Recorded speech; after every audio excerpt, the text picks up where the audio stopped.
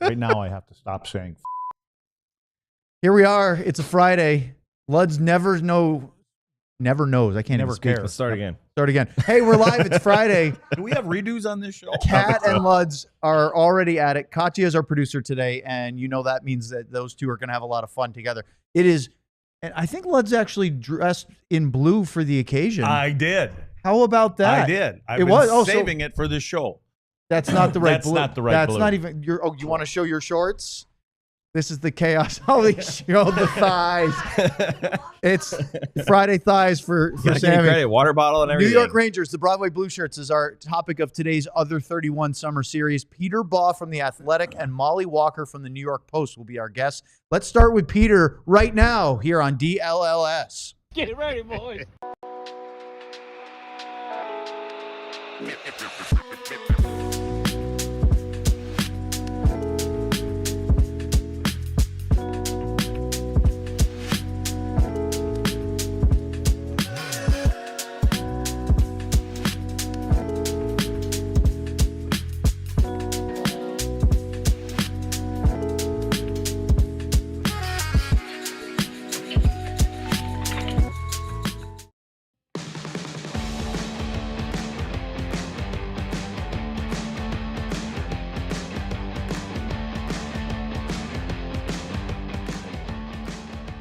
What else is new? It is Friday, August the 1st. This is the DLLS Stars podcast. And today on our Other 31 series, we welcome in two guests. First, it's Peter Baugh from The Athletic, New York hockey writer for the big publication out there in the Big Apple. And Peter, thank you very much for joining us alongside Craig Ludwig, Sam Nestler, and Katya Vielba, our producer. I'm Owen Newkirk, because there is no lack of drama if you're covering the Dallas Stars. In fact, I think that's one of the jokes of being on the beat, Sam, is that there's no, except for maybe right now, there's no, well, no, not even today. There's always something to talk about. There's always some drama or something. And then they grab the New York Rangers and put their beer down and say, hold my beer, because, boy, did you guys have between, we'll talk about all this, Jacob Trouba, Chris Kreider, Artemi Panarin, Chris Drury, coaching team. It must be, I know you used to cover the Avalanche. I remember when you were out in Colorado, but what a interesting beat to be covering in New York City. Yeah, it was certainly kind of the most tumultuous season I've covered for any team I've been around. There was a lot of kind of on-ice disappointment, I would say, off-ice turmoil. And I think that the Rangers are really hoping for a more stable ship come 2025-26. That's why they brought in Mike Sullivan and made some of the moves they did. As you alluded to, last year did not go the way they wanted. Okay, Peter. Tee us off there, Luds. Well, Jesus, I mean, you guys were talking before we get on there. He's already throwing out 4 sub-topics already. I don't even know what we're doing the show Well, for. we haven't but- actually asked Peter So, about Peter, it. Here- start with it. So this team, and I did wear this shirt for a reason. And you know what the reason was? Is guess who I picked to win the Stanley Cup this past season, right?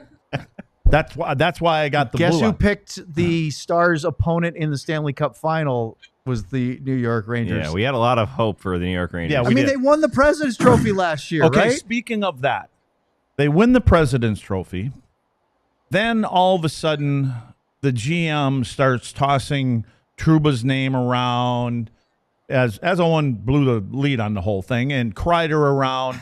So my question is, are you surprised that Chris Drury got an extension after this? So from going from a President's Trophy, a Stanley Cup contender, maybe even a favorite, to not making the playoffs. And then here you go. Here's some more money.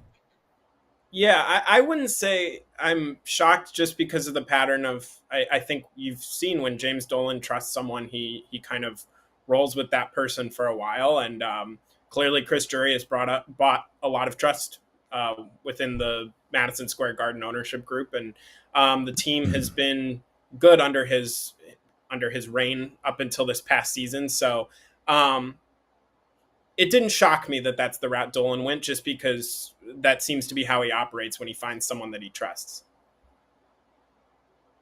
Sam's distracted. I was texting Owen. He was so we're gonna peel the curtain back. It's Friday. It's Chaos Friday for sure.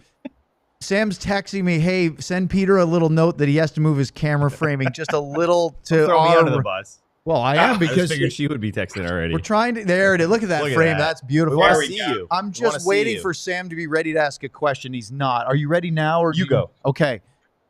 So why do you think they had to make the change? Obviously, Mike Sullivan is a very accomplished head coach, but so too is Peter Laviolette. So why do you think that? Was it just simply because of this past season was so disappointing for the Rangers and their fans, or did somebody's head have to roll?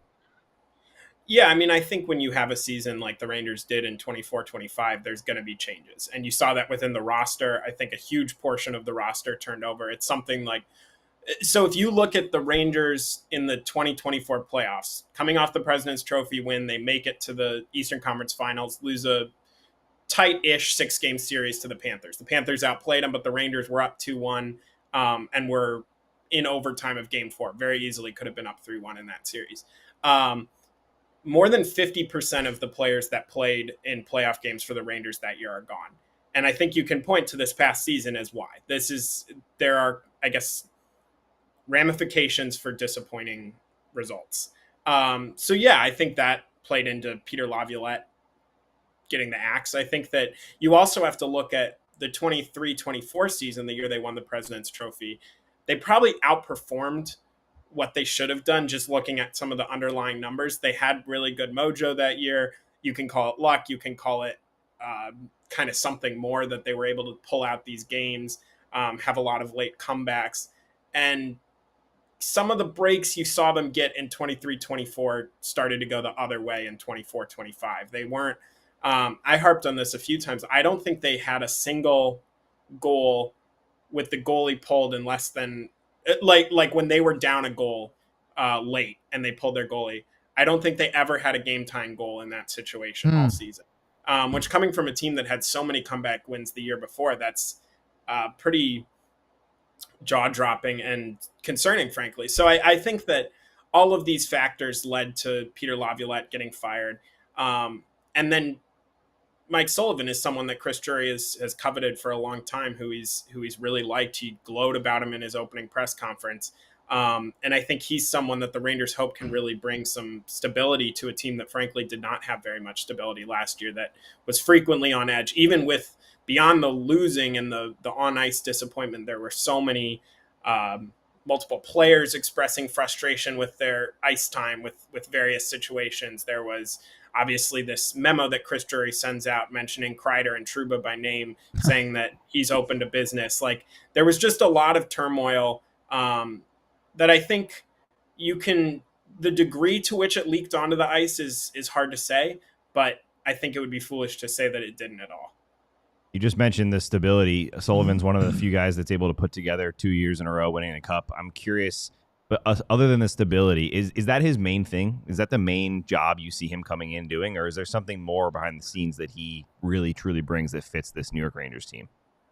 Yeah, well, I mean, I think that a new voice, whoever the new voice was going to be, the team needed to get tighter defensively, and that's going to be a big challenge for them this coming season, especially because the roster, it has a lot of new faces, but a lot of the core players are the same, with the addition, like, at least from the end of the season. They got JT Miller in the middle of last season. They added Vladislav Gavrikov.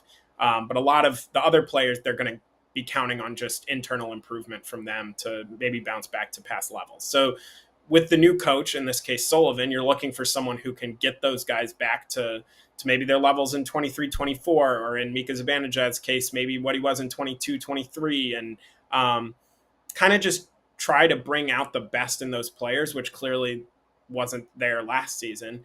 And defensively, they need to be a lot tighter. I think that's, Chris Drury mentioned that with the Gavrikov signing. They wanted a good defensive defenseman because last year they were really porous in a lot of situations.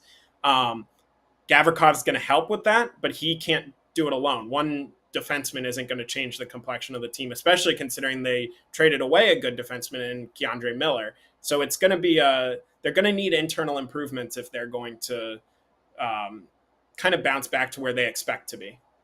That's kind of where I was with that team. I mean, I look at their 4 lines that are probably penciled in for now, after their top 2 lines, and then there's some age on that. I mean, you mentioned, Zibanejad back. I mean, rewinding the clock back 3-4 years when players that are in their 30s is usually pretty difficult for them to do. But where do you see this? I mean, do you see this team being a contender, or do you see it a team that's going to be fighting to get into the playoffs? But again, this should be a team. You have the goaltender, the Gavrikov, and again, and then my other thing is, did Fox have a good year last year? You know what I mean? I don't think he had a really good year, but maybe that pair. But like you said, Miller's gone. After that, and after their top two lines, what are the expectations for this team? Yeah, I'll start with Fox because I actually find that pretty interesting. I think Fox took a lot of heat this past season. He had a rough Four Nations tournament. I actually think that his season, while not great, I think that it was less bad than maybe people expect. His underlying numbers were still excellent. And actually at 5-on-5, his point production was up. With Keandre Miller, when he played with Miller, they had really elite numbers.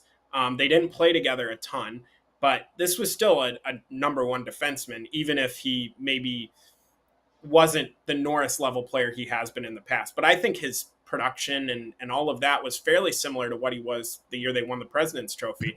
The big difference was just the power play was terrible last year, especially relative to its expectations.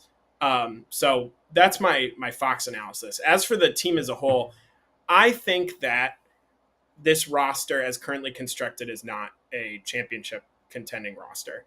I think they could potentially make additions, maybe in season. They have 2 first-round picks this coming summer, or for the summer 2026, including one that might come from the Dallas Stars in the Keandre Miller trade, because they got it for Rantanen. The Hurricanes got it for Rantanen.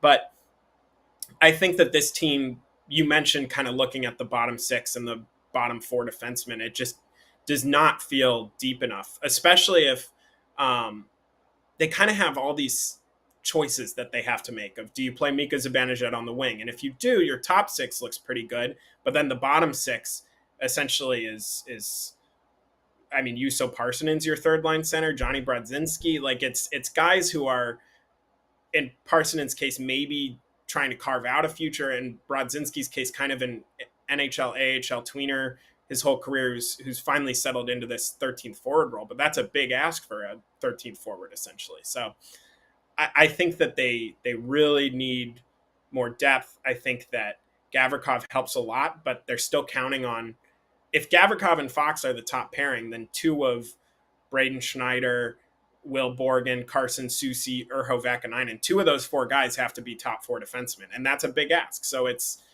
I think you've got the goalie, but there's a whole lot of question marks in front of it. And the age to me is concerning. The fact that a lot of their core forwards are around 32, 33. You said it was Zibanejad of like when things start going one direction, it's hard to stop it when you're getting older. I think Mika has more to his game than he showed last year. But I think it is hard to expect that all of those guys in their 30s are going to have career best seasons again. So let me ask you about Zibanejad. Should he be a winger? Because I think he's a centerman. But you mentioned him playing on the wing. But what's your opinion on that? Well, he looked good on the wing last year playing with JT Miller. I think that the idea of him having chemistry with JT Miller is intriguing. The other option is if he's the second line center and Miller's the top line center, maybe there's a way for him to not be taking on the top matchups that he's often had to do in recent seasons. Like in the past few years, it's been the other team's top players are on the ice. Zibanejad is on the ice.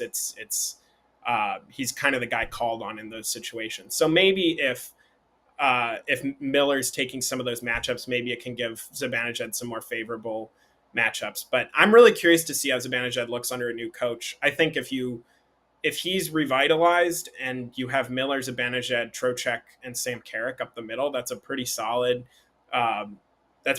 center depth. Now it leaves you a little weak on the wings because you don't have Zibanejad there, and they don't have a ton of huge point producing wings outside of Panarin.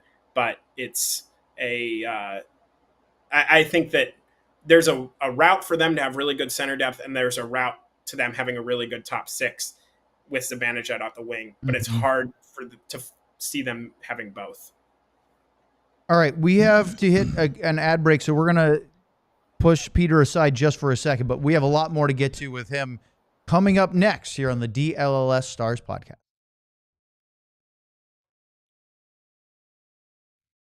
That was our producer there. That was our crack producer. That's what I thought. We're heading to Las Vegas with True Fan Travel for the ultimate fan experience. Well, we're not heading to Las Vegas. We aren't. It's the big show, a.k.a. the Cowboys podcast. DLLS is taking over the Strip for an unforgettable weekend in Vegas, and you need to be there. We're not going to be there, but the Cowboys guys will be there. Join us. That means not us, them. As the Cowboys take on the Raiders on November 17th. We'll be watching on TV here in Dallas. This is an all-inclusive trip, which includes a 3-night stay at a luxury Vegas resort, game tickets, VIP parties. Don't you guys love to be there for that kind of stuff? Yeah. Yes. Yeah. Sounds Exclusive fun. events with the DLLS crew, not us, the Cowboys guys, and fellow diehard fans, and much more. And it wants me to close out, and I shouldn't say anything more about us not being there. So this is how the Dallas does it in Vegas. Book now at truefantravel.com and enjoy the day and the weekend with our Dallas Cowboys crew. Nice. Good job, lads. Thanks, Sam. We often like to enjoy the day standing or sitting on our beautiful Empire Today flooring in the studio back here behind us, because Empire Today is the best. Just like your favorite team needs a home ice advantage, your home needs a home floor advantage, and Empire Today can help you get it. Empire Today has flooring experts, dedicated flooring professionals who focus on flooring every single day. Why is Empire Today your best bet for a new floor? Well, they live and breathe flooring and will be with you every step of the way. They take you through every step, looking at what you need to get. They even bring the flooring to you with their virtual designer. You can look at the flooring in your space, right colors, put it right next to your furniture and see what it's going to look like, so there's no questions. And you can get the precise measurements so you have all your questions answered, and you get all-inclusive pricing, and you can schedule installation as soon as the next day. And oh my God, that's all I have. Just kidding. Schedule a free in-home estimate today, because some things are just better at home. DLLS listeners can receive a $350 discount when using the promo code DLLS. You heard that right. $350 discount with code DLLS. Restrictions apply. Visit EmpireToday/DLLS for full. All right, Sam. You can change those reads And up. You can change them up if you'd like. You can put you're a writer. I did right you here. Can take out and every time. If No, you I added the and. There's no and in here. Oh, well, that. You like that? No wonder nobody buys your. He's very patient, as you can tell that we're on Friday mode already. Peter, I have a bit of an in-the-weeds question. You talked about the 2026 first-round draft pick, because the pick the Rangers elected to give Pittsburgh was the 2025 pick. And that, Yes. I understand what, I think I read your justification of this. This would have been in June, so it's been a month and a half now.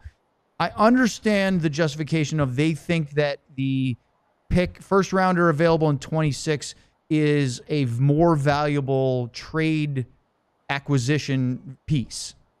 But if they think they're going to make the playoffs, and that means that's going to be a lower first round pick, that's not going to be as valuable as they were this past year. And that, I think, was surprising to me, because I understand that even taking a guy in the, let's see, what was it, the 11th overall pick would have been, I know that doesn't help you now. It's 2, 3, 4 years down the road, but you don't get those very often if you're the New York Rangers and expect to be in the playoffs a lot. So that was a bit surprising, even if I do understand the trade value justification. What do you think about that?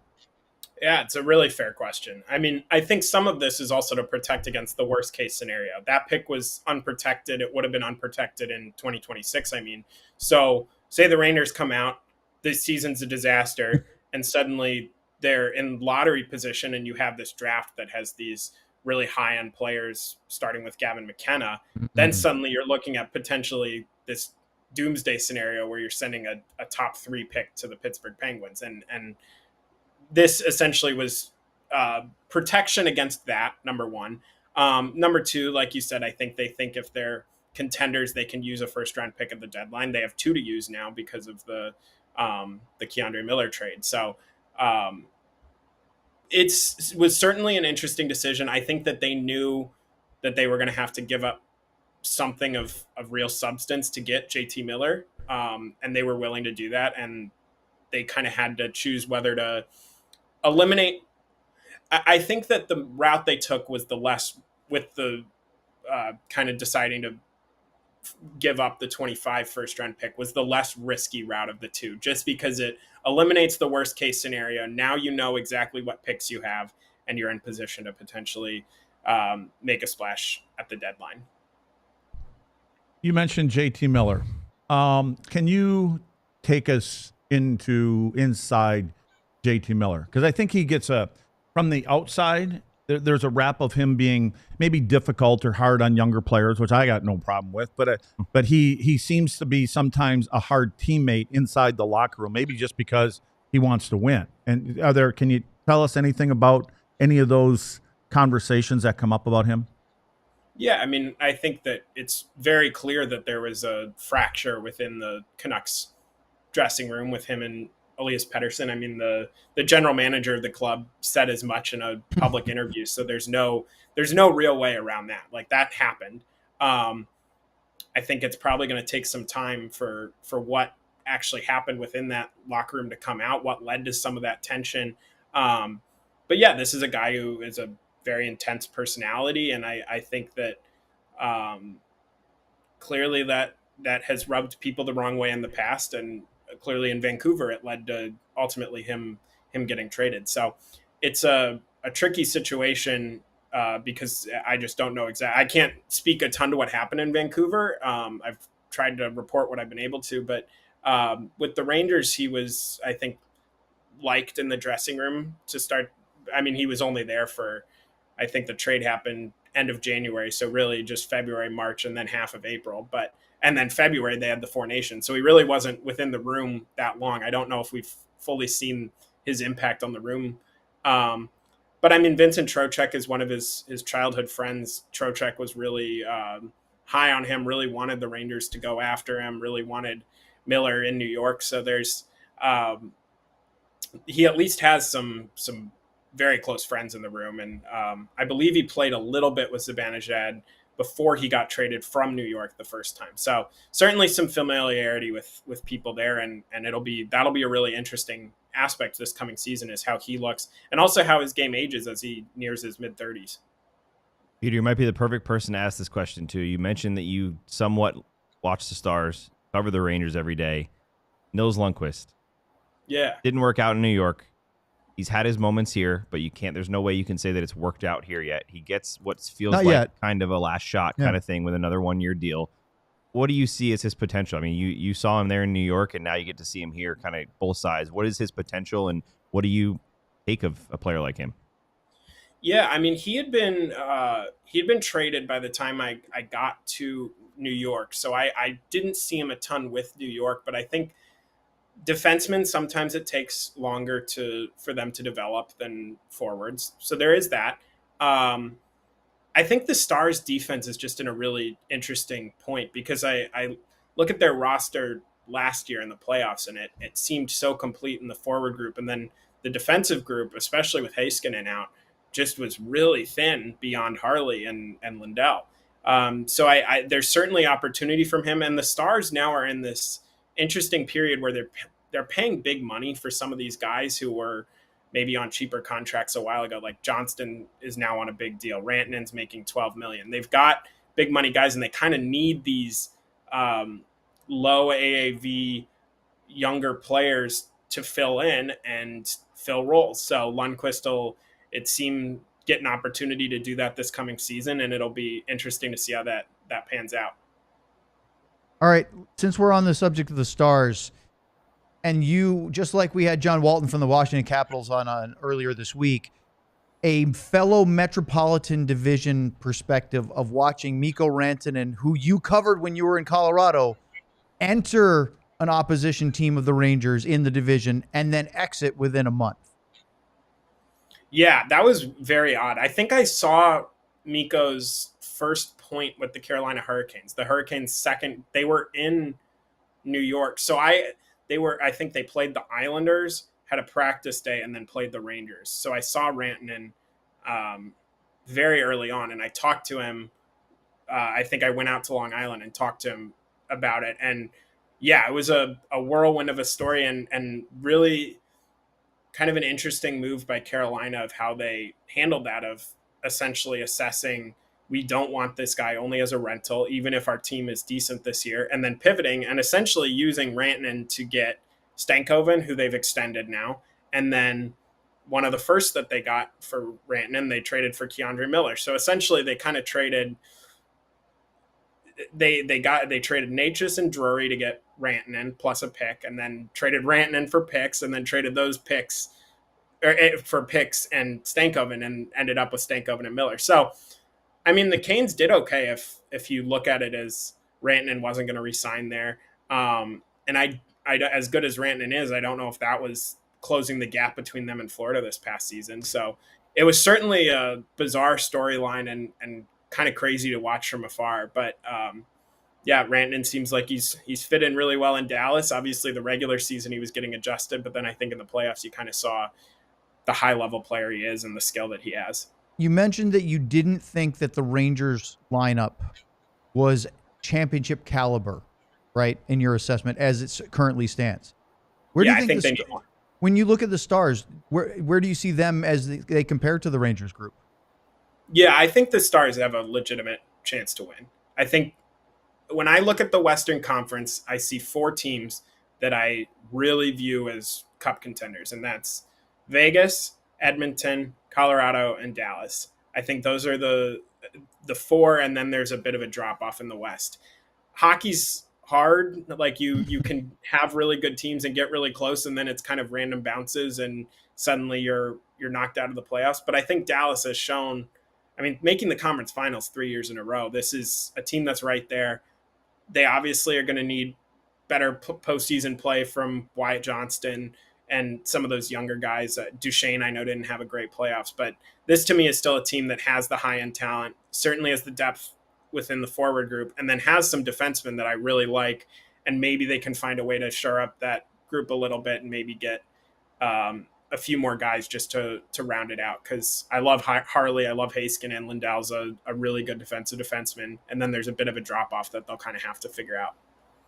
Well, speaking of the defenseman, there was one guy in that blue jersey that I kind of liked. Unfortunately, he was left-handed. You mentioned him a couple times now, Keandre Miller. Was he a casualty just because of a contract kind of thing? I felt that there were times in his game this year where he's a little bit lost in his own zone, and I didn't see that for a long time. And a lot of times I put that on as these guys know a particular kind of system that they may play that a player can't, get a grip on or so. But do you think this was just that it was a player that they wanted to keep if they could find the money, or was it because of play?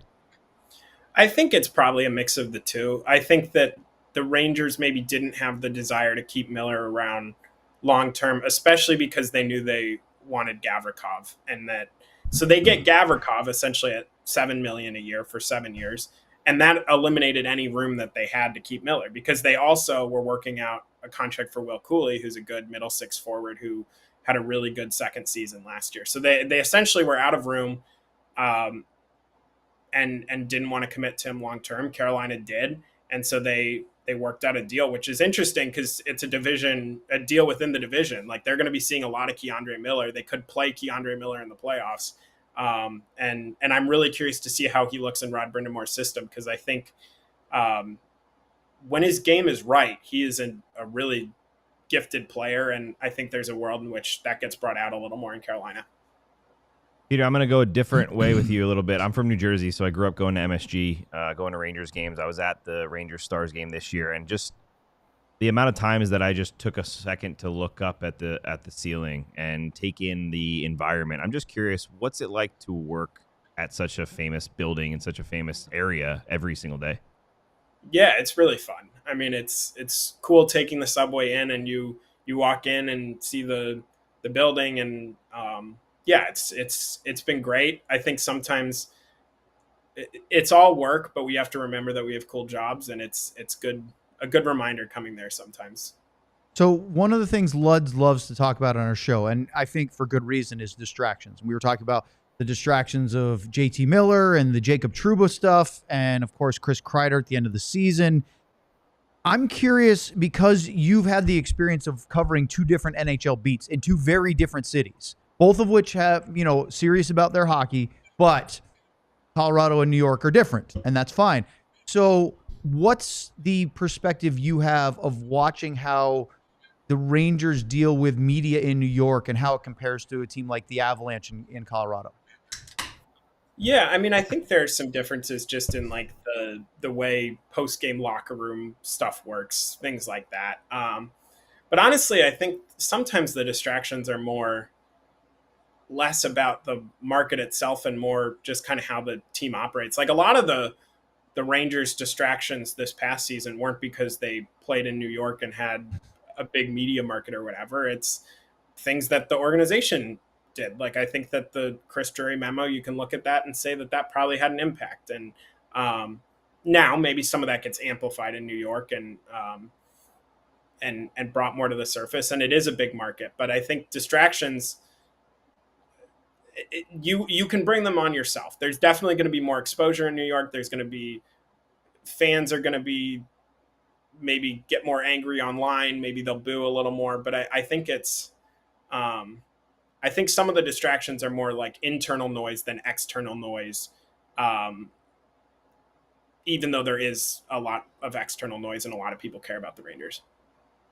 Well, we are unfortunately out of time because we've really enjoyed having you on, Peter. Thank you very much for your insights. I was just going because I hadn't looked it up beforehand, and it's going to be a while before you'll be in Dallas. In fact, it's the last home game of the regular season, April 11th. That could be a big game for the Rangers. Stars should be safely in at that point, I would guess, but that could be a big game for the Rangers. It's the end of a 5-game Dallas homestand, and then they have to go to Toronto and Buffalo to close out the regular season. So it'll only be about, 7 months from now? Yeah, maybe I'll see you in New York in the winter. Hopefully we'll get to bump into you in Dallas, but really, in the offseason, thanks for taking your time. Really, really interesting stuff. We really appreciate you being on today. Yeah, thanks, Peter. Thanks, Peter. Sounds good. Tell Mollie I say hi. I will. Mollie's next. That's Mollie Walker from the New York Post. There's Peter Baugh from The Athletic. And we will talk to Mollie next here on the DLS Stars podcast. But now it's my turn. And you want to know, let's talk about the Cowboys for a second. Because Luds talked about the Cowboys. I know. No, hold on. You want to do it? Oh, yeah. Go ahead. Micah Parsons just requested it. What's going on now? Saw that this We have morning. breaking Cowboys news on the Stars show. Are you serious? I'm not kidding Yeah, you. this is We were Did talking somebody about sign a contract?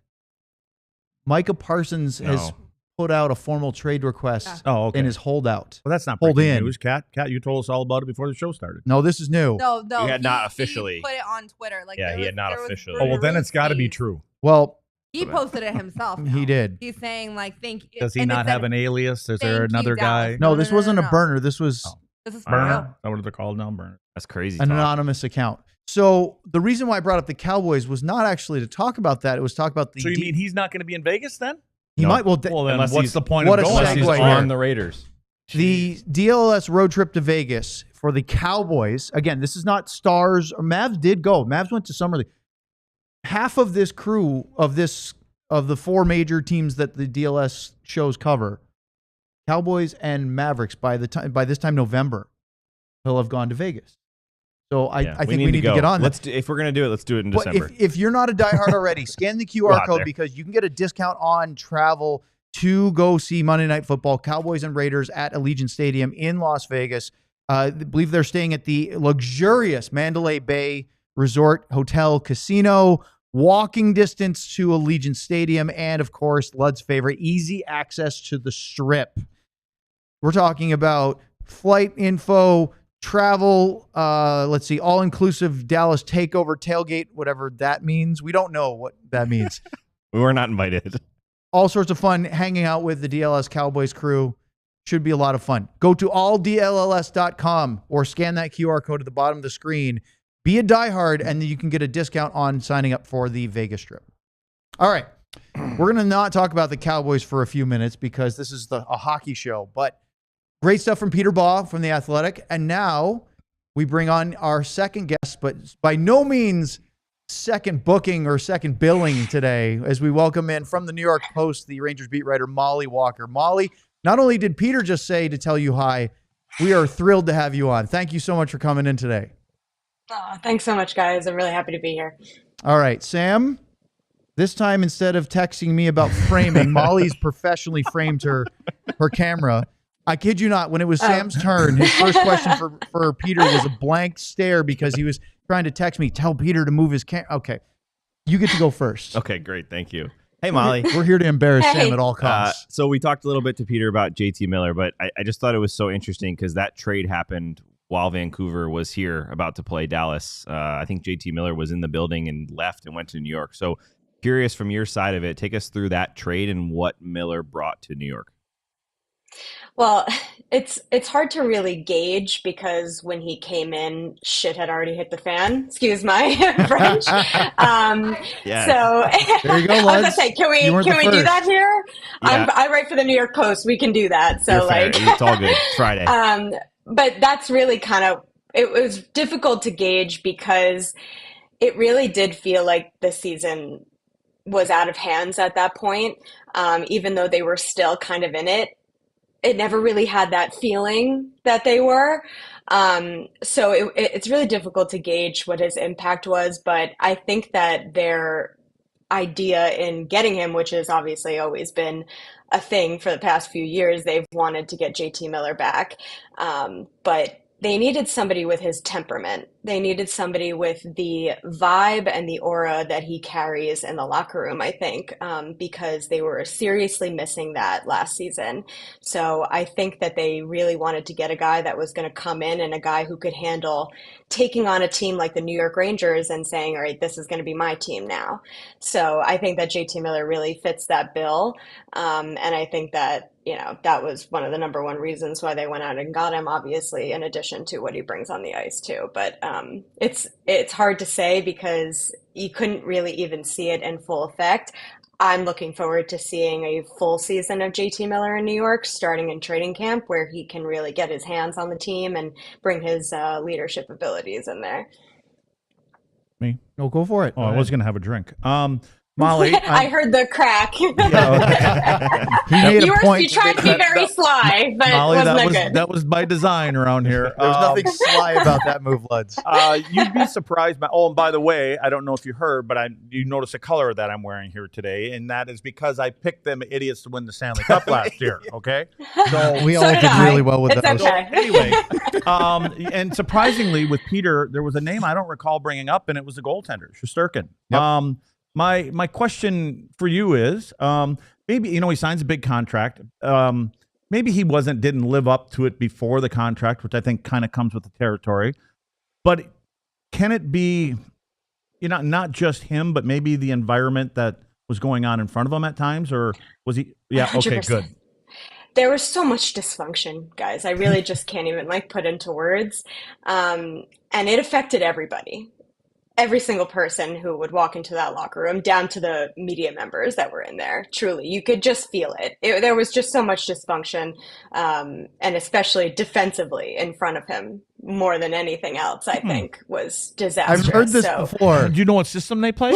Let me guess. Is it man on man? They played man on man, and this is no. See, Molly knows, and Molly, and again, I want you to finish your thought, but it was a reason that I felt Keandre Miller had a problem in playing that particular system. He's a big dude, and he's such a good defenseman. I thought that was a reason that he didn't play well. So you keep on going because they've heard enough of this from me around here. No, it's definitely the system is definitely, I think, especially defensively, is a knock that Peter Laviolette had against him earlier in his career.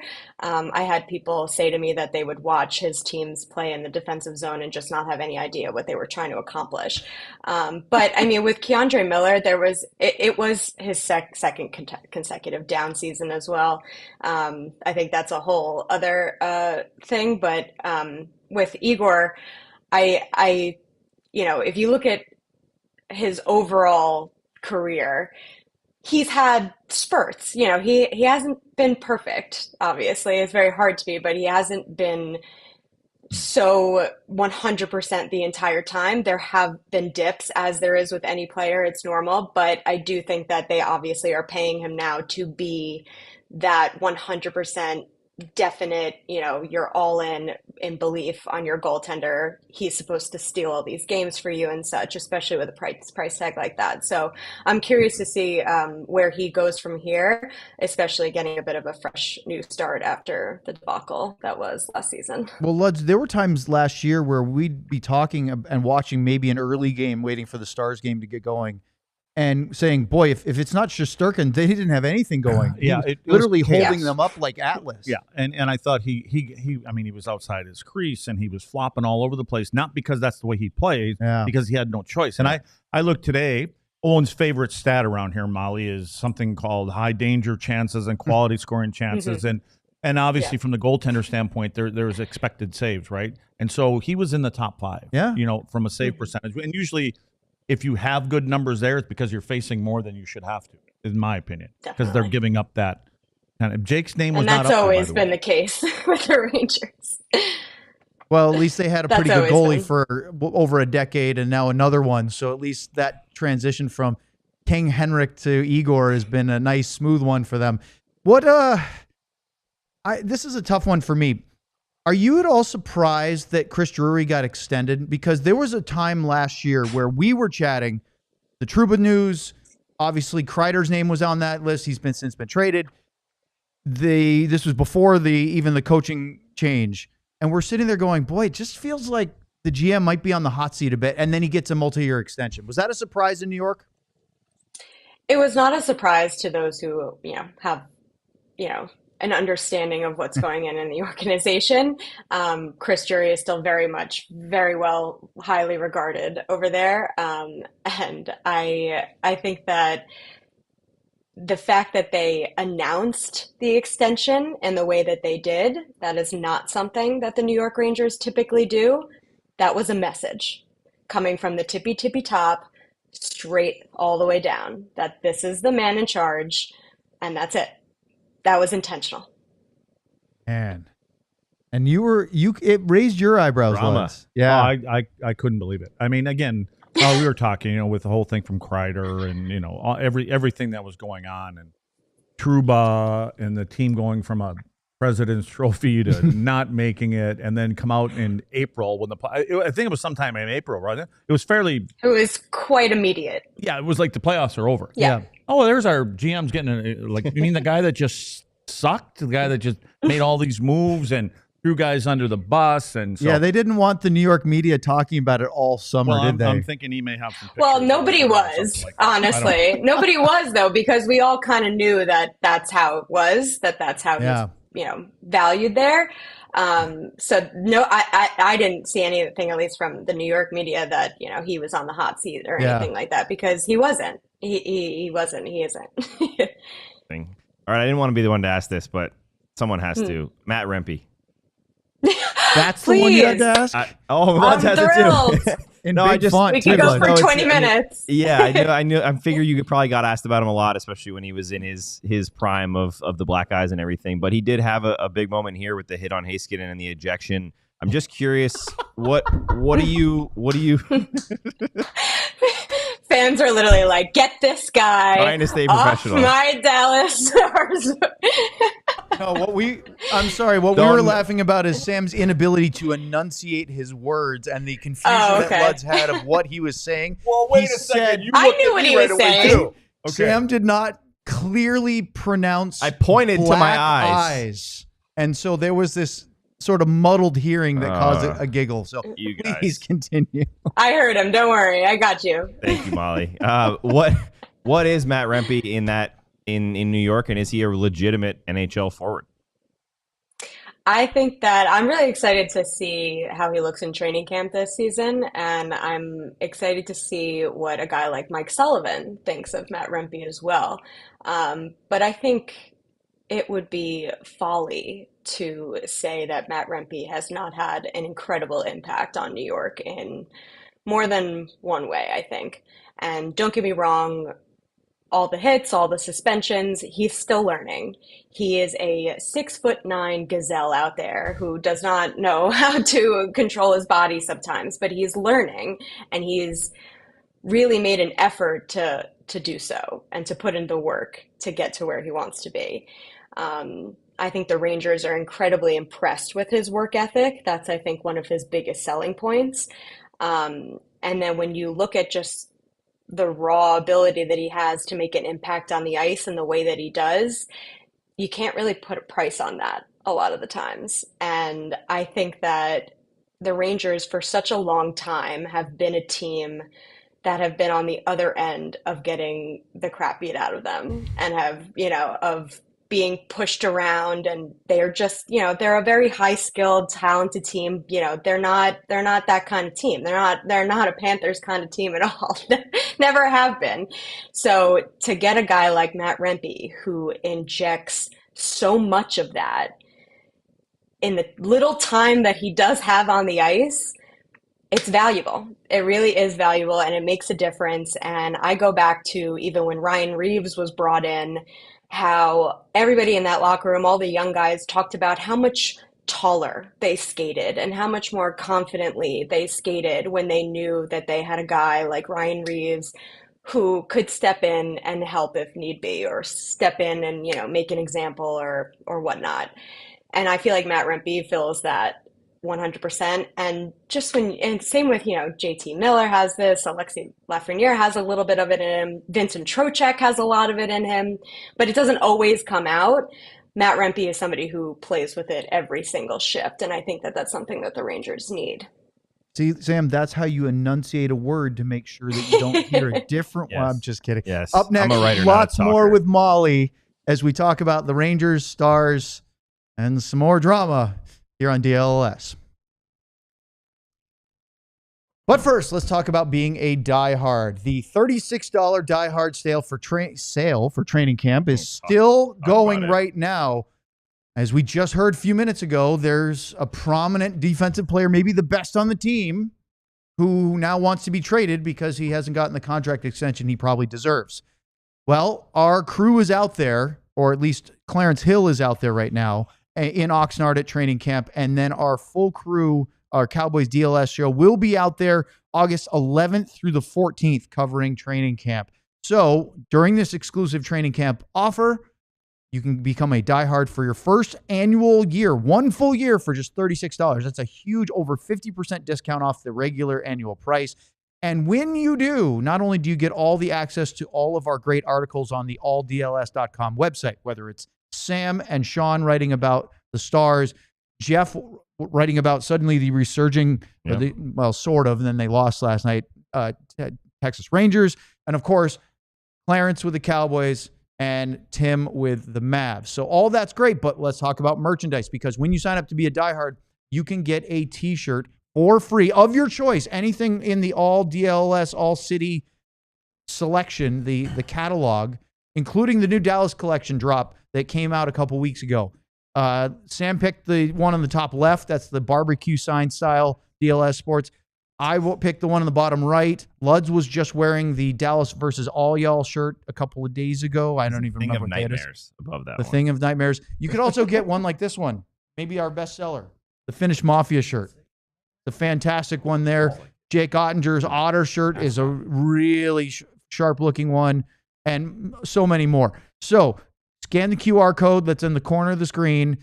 Go to alldls.com. Sign up to be a diehard today while this is still going. And as we talked about the trip earlier, 20% off both events and merch if you're a diehard. So sign up while it's a discount and save more money. What trip was that? The trip to Vegas? Cowboys Vegas The trip. ones that we're not going on? The one that we Oh, haven't been okay. invited. I know. Bring it All up right, more. let's bring Mollie Walker back in. Mollie, I talked about more drama, and I wanted to ask you. I was going to ask Peter this, and we ran out of time. We were talking about it before the show started.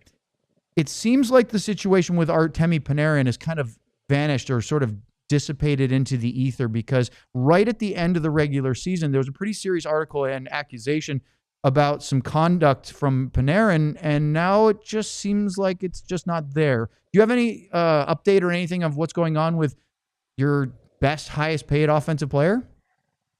Respectfully, no comment. Fair enough. Yeah. So it just seems like they're just kind of moving on from that. Weird So, situation. yeah, Molly just moved on from that too. she did. Do you have a question Very for her? professionally, with a smile. I Yeah. do. With a smile. Yeah, I'll get you out of that, Molly. Thanks. we brought up Mike Sullivan, obviously, with Peter earlier. And besides Chris Drury and being a friend of his and being a friend of James Dolan, he decided to bring in Mike. And he's a great coach, right? He's one. Yep. What do you think he can do with this team that Peter maybe couldn't? I think he's got a little bit more weight behind him coming into the locker room. Laviolette's was a little bit different in the sense that he was a veteran of so many different teams and had scattered success a lot around the league. I think that Mike Sullivan is unique in the sense that he's been with the same team in the last 10 years, and that's the type of stability that the Rangers have not had any of in the last 5 years. So I think that he's a guy that he comes in and he sticks around. Like that's what he's known for, obviously, being with Pittsburgh for such a long time. And I think that, in covering him at Four Nations, I really like the way that he talks about his players. I like the way that he, his mindset when it comes to the game. Similar to Laviolette, though, he's been around. He's been around. He's seen a lot. He's dealt with a lot of different types of players, especially in Pittsburgh. I think one of the big selling points for Sullivan is he's dealt with a lot of big egos in Pittsburgh. And I think that that's something that you need to have when you come to a place like New York and when you look at New York's roster as well. So I think that that's something that he's going to be able to do really well. He relates to his players really well. He, builds relationships with them, trust.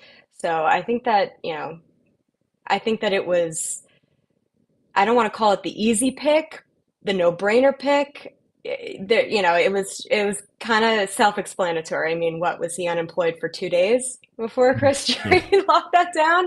And I mean, the moment that happened, it was, he's coming to New York because we know that Chris Drury has wanted to hire Mike Sullivan dating back 2-3 years ago now. So. All right, this is a two-part question for you, Mollie. The first part is it Alexis Lafreniere or Alexi Lafreniere? Alexi. Alexi? I was pretty sure. Is it Alexi? No, Well, I mean, the last name when now? I said Frenier and I guess, Freniere, so two. Yeah, Alexi Lafreniere. See? Had it. It was good. All right, second part. That's going to be the third. Yeah, whatever. So I never call him Alexis. Yeah, that's fair. I've never been like, hey, Alexis. So I remember the Rangers winning the lottery and all those things very well, and they get him. They're so excited about it, and then they weren't really sure, right? It kind of took a little bit of time. He went up and down. Has the big year 2 years ago. Last year, not as much. What is he for this team? What's his ceiling? I still don't think anybody knows yet. Look, obviously that mini breakout, if you want to call it. He had a really good playoffs that year. He was the best team in the Eastern Conference Final that breakout year. He was like the only one that felt like he, wasn't. I mean, they had back-to-back 7-game series, but it felt like he was the only one that had so much energy and was still looking a little fresh. Obviously, he's younger. So, I mean, the flashes have been there, obviously. But just haven't been able to put it together for a full season. And then, you got things like, lazy back checks sometimes and things like that. So it's hard to say because we don't know. And obviously the contract was big. The contract was notable. And, I asked him about, the pressure that comes with that, and it's all the same media trained answers from Lafreniere most of the time, but it's hard to say. We really don't know. We really don't know yet. I mean, I even wrote, when I was writing columns at the end of last season trying to sum up what the heck was going on here, that admitting that you might have given your first overall pick a major contract too soon wouldn't be the worst thing in the world, but I don't think that they're ready to give up on him yet. Obviously, I don't think that they want to. Ideally, he would come into himself and be the player that he was projected to be at first overall in 2020. But how long do you wait, especially now that you have this contract? Another bad season would just be really bad. Yeah, I was going to say, let me follow up with that. Oh, four-parter. Same thing. No, yeah, fourth part here. If that's the case, and he really isn't a 35-goal scorer or whatever you might want him to be, does that put the Rangers in a really tough spot? Because it's not like they're exploding with skill and goal scorers right now. Yeah, it does, I'm sure. But I feel like if you have another really bad season, because obviously this summer we saw pretty notable pieces leave in Chris Kreider, Keandre Miller, but it's still the bones of the team are still relatively the same. So you could say it looks very different than it did at the start of last season, but there are some notable changes. But I think that, this is self-explanatory, but another bad season would probably prompt even more dressing down type of changes because, I mean, they're trying to salvage it now, and it really is so hard to say what the heck is going to happen next season with this team because their last few years have just been so all over the place that it's like, what is this Rangers team? It begs the question. Mollie, I'm going to make up for my last question, I promise, with hopefully something much better. Tell us about your experience and relationship with Sam Rosen as he officially retired after an incredible career. I can't believe he did that. Sorry, Luds. He did. I You stole know. Rempe from me. He steals Sam I've from got me. more too, but please tell us about Sam and what I was going to say is, and no one did the same thing probably. Did you watch the piece last night? No, I saw it months ago. Okay, well, I'm not that speedy with That's it. okay. There's one line I want to. Go ahead. You just stole it from me. I'm done. Yeah, can you give me another dude? Get another round up in here. No, Sam is the most wonderful man I've ever met. My mom used to tell me that I've been listening to Sam Rosen since I was in her belly. So naturally, that was probably the first thing that I said to him when I met him. And he has just been such a pleasure to be around at the rink, at games, and watching him on this farewell tour last season was so rewarding, just as someone who was so lucky to call him a friend, and watching everybody in the league shower him with so much love, the same love that he had put into this job for 40 plus years. So he deserved all of it and more. And same with Joe Micheletti, who so very kindly gave Sam Love Rosen Joe. the spotlight. Yeah, they don't make them like that anymore. Just two great men, and I'm going to miss them so much. It is not going to be the same without them. But so excited for Dave Maloney and Kenny Albert. They're also two very great guys that I enjoy Also great being guys, around. yep. And Totally. yeah, it's going to be a good time. But and you got a good one in Alex Faust too. I've known Alex since he he's was good in too. the AHL with Utica as a fill-in for Brendan Burke. That's a mouthful. And boy, couldn't be a nicer guy. So you guys have a good crew over there. Luds, I know you have a follow-up on this. Well, that's just brutal. I think you cheat and you look at my sheet. I'm incapable of my own prep. letters there. Well, it's like a I can read it from over here with that big a font. Well, then why did you use it? It still says no, Matt Rempe. the line that caught me, I think you opened it up with that, was the one about, how do you want this season to go? And he kind of said, I want to extend this season, which was just the opposite. So, but it was awesome. So I will ask you then, since I'm not going to get another chance to talk to you, simple one for you. Give me your two teams in the Eastern Conference Final this year. Oh, gosh. And you don't worry. We don't think the team that you're working for is probably going to be there, but who knows? Or are you going to be a loyal? You're going to be a loyal? No, definitely. Well, and look, and when I believe it, I put them to win the Stanley Cup last season. Like I firmly believed that was it. Definitely. So if I believe it, I'll say it. I don't care about the bias stuff if I believe it, but no, I don't believe it. Did Carolina improve? Yes, but I don't know if I still. I feel this way every year about Carolina, though. I never know if I believe it. But you know what? I'll throw him a bone. I think you're right. Can I just give one? Can I just say Carolina? You can just say Florida as the other one if you want. It's a safe bet. I was just about to say, I don't want to bet against Florida either. So I'll go Canes in Florida. Man, a rematch. Which is really just not a fun answer, and I apologize for that. But I hate being asked for predictions in August. Well, if it makes you feel any better, Luds picked them to win it, the Rangers to win it all. I picked the Stars-Rangers Stanley Cup final. Yeah, and he's a homer, though, and he took the Stars because that's what he does. And it looked pretty darn good when the Rangers missed the playoffs. I said the Devils. At least they made the playoffs. Yeah, well, none of it panned out well. So none of us know what we're talking about. Yeah. It's okay. None of us really do. Please.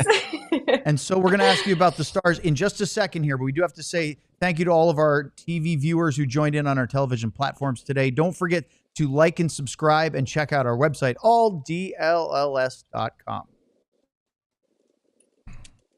Okay, quick overtime. I promise Kat, our producer, Katya, that we're not going to keep Mollie for a long time. But we have to ask you about the Dallas Stars. From your perspective, what does this team look like from the Big Apple to Big D?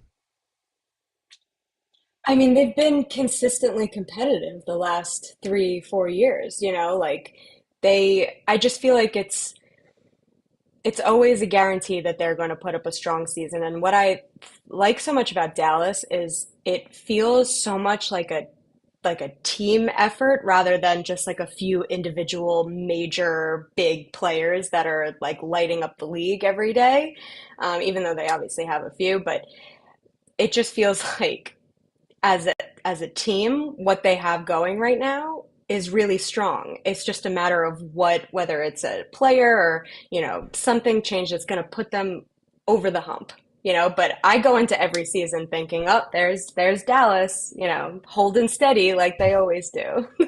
And they fired their coach anyway. But that's the thing. That's the change, maybe. That's sometimes you need just one thing that's going to switch it. You bring in a fresh voice. I mean, look at the New York Rangers. Their first season under new head coaches is always awesome. So, I mean, you never know. You never know what a new voice could do for a room. Luds, I told you it wasn't going to be your last question, so you can ask another one, or if you can let Sam go if you need to have time. I don't want our producer to get all pissed off. So I'm good. She's already mad at me, so go ahead. I'm gonna do one. I'm gonna do one even if she's mad. Go, jump right in.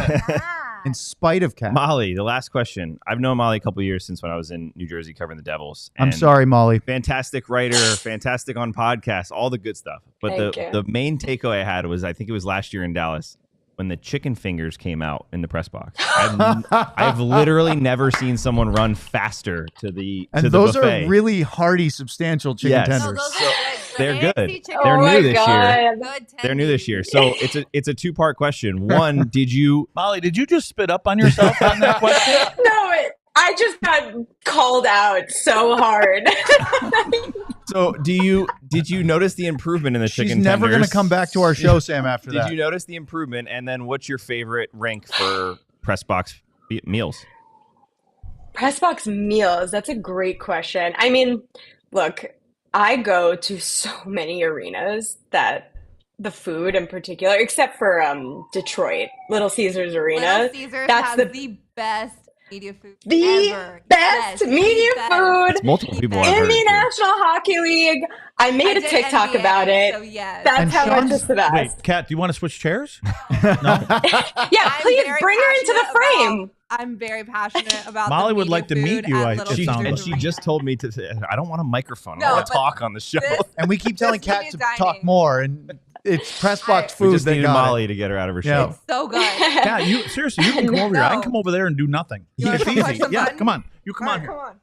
Here she comes. Thank God. So, Mollie, it's funny because Sean Shapiro, who's the other member of her show, he's only on a couple days a week, is based out of Detroit and covers at Little Caesars all the time. It would be so appropriate for him to be here so you guys can share food stories in that building. They literally have a carving bar where you can go. Yeah, so what I was saying about Dallas, I'm sure that given how I ran, I'm sure they looked good. So yeah, that's half the battle. But honestly, that kind of stuff, like the food that they serve, it all blends together for me. Yeah. For being on our show, we're going to send you some sunglasses. Perfect. I wanted that. I wanted the shirt that we saw, either the Jake Ottinger one or the Finnish one. The Finnish one was really cool. The Finnish Mafia one. That's what I want. That's a good shirt for our group. But but when it comes to overall in the entire National Hockey League, I told the people behind the thing in Detroit at Little Caesars Arena, behind the food station, how much I love them and how great they are at their jobs, and that the food is always so amazing there, cooked with a different kind of love. I don't know what it is. And then you've got the gourmet Little Caesars pizza on the side that I swear, it doesn't just taste like Little Caesars pizza. It tastes like the best Little Caesars pizza that's ever existed on planet Earth. Dessert too. everything. They have a whole like ice cream machine. They've got a Love dessert you have me station at ice The cream soft machine. serve machines are with Doesn't just come out in the toppings playoffs. and everything. Yes, Yeah, Dallas right. does that But yeah, for the Little playoffs. Caesars is great. but not for the regular season. Islanders was pretty good. They had a lot of dessert options too, but we got to step it up. You know, it's All right. really sad Oh my God, I how am dying much at press box you. food makes us all better, right? It I am does. traveling We're all to Detroit happier when this the year. food is good. It's amazing. That's The so chicken funny. fingers at the Garden are really good too, which obviously I have them way too much, like way more than I should for my own health. But I had no idea you were going to. when you're a sports writer, what do you do? a passionate response to I that. ask- Kat, do you I ask want good to add questions. anything more to No. the food I conversation? just Little Caesars has just always been. Yeah. Yes. Wow, Chef's that kiss. was Gets almost it. simultaneous. Boy, that's going to be a Molly, Twitter we're gonna clip be for sure. friends. Yeah, I was I gonna say like I this. can already tell we're gonna get along just fine. So Luds is over there trying to find any button he can press to put new things. Give us the You're moves. doing quite Give us the well. No, moves. you're doing Find the great. moves at some point. Molly, before we let you go, I'm going to bring it back to hockey Yeah. for one question. I haven't asked anybody this damn. yet. If you could steal somebody from the Dallas Stars roster and put it on the Rangers roster, who would you pick and why? No worries about That's a salary cap. really- Just plug and play. This overtime over? Yeah. We're going to double overtime. Double You might as well overtime. crack another beer, Luds. Jeez, Kat? I think I gotta go. I think I gotta go Robertson. Really? Wow, you may be able to. Wow. Yeah. I've always liked him, honestly. Just like Same. if we're just going straight off players that we like to watch, it's always been Robertson for me. Well, and we were talking with Peter in our first half of the show that there's some real debate about Zibanejad winger versus center. Do you want to load up a top six? Robertson would definitely help on the wing of your top six, but Yeah, we're not giving him up exactly. either. No one, exactly. Why would you? No, I mean, it's so hard. It's like you could take this question in so many different directions because on one hand, the Rangers have been looking for a second line right wing for years, for so long since Buchnevich was traded. So if Mika is playing his best game on the wing and they're getting the most out of Mika Zibanejad at the wing, then I think he should be at the wing. But the Rangers are probably at their best and a longer lineup when he's in the middle. So it really depends. Like it depends on Mika. It depends on, what they think is a bigger need for them. Are they just going to let the third line be kind of a void? Because if I'm thinking that the fourth line is going to be Rempe, Carrick, and Edstrom, which has been a very effective fourth line for them. But the third line is looking kind of like a gaping hole a little bit. But if you have Mika in the middle, then you've got, Trocheck and Miller filling out. Or if you put Mika at 3C, whichever way you want to play it, it definitely makes them a longer lineup. But that is like the number one thing going into training camp is whether Mika Zibanejad is going to be on the wing or in the middle. That's like the whole lineup is going to fall around that, I feel. Man. Well, between the euphoria of food, which, by the way, Sam, great question because we could do an entire hour show on meals and press box. We could. I brought it up with John Walton on Wednesday because when we were in the AHL, the Hershey Bears pregame meal was phenomenal, and we used to skip lunch sometimes to get there at 5 o'clock and eat that thing and gorge ourselves. We don't forget. No. We don't forget. No, you get The food is excited. You good. circle those on your travel calendar for sure. But Molly, no, Definitely. we have not gone this far into overtime in a long time, so it must have been a I'm special honored. guest. We very much appreciate it. I hope that either Sam calling you out about chicken fingers or me asking about tough questions or not ones doesn't scare you off. I'm sure it doesn't. We'd love to have it on again, never. especially since we don't play the Rangers in Dallas until the middle of April. But no, in all seriousness, thank you so much. It's been great, wonderful guest, and we really appreciate you coming on today. Thanks, Molly. Thanks, Molly. Of course. Thanks so much for having me, guys. Mollie Walker from the New York Post. Check out her stuff. It's fantastic. It's worth every minute of it. And as Lud's watched, you can watch it whenever, right? Yeah. Perfect. All right. Yeah. Kat, I think that's it for today. Katya Vialba, our producer, for both our guests, Mollie Walker and Peter Baugh. For Craig Ludwig, Sam Nessler, I'm Owen Newkirk. Don't forget to like and subscribe. Get on the website. Get the Finnish Mafia shirt. It's worth it. We'll see you Monday for San Jose Sharks Day. The other 31 on DLS Stars continues next week. See ya. We all silly like the mayor.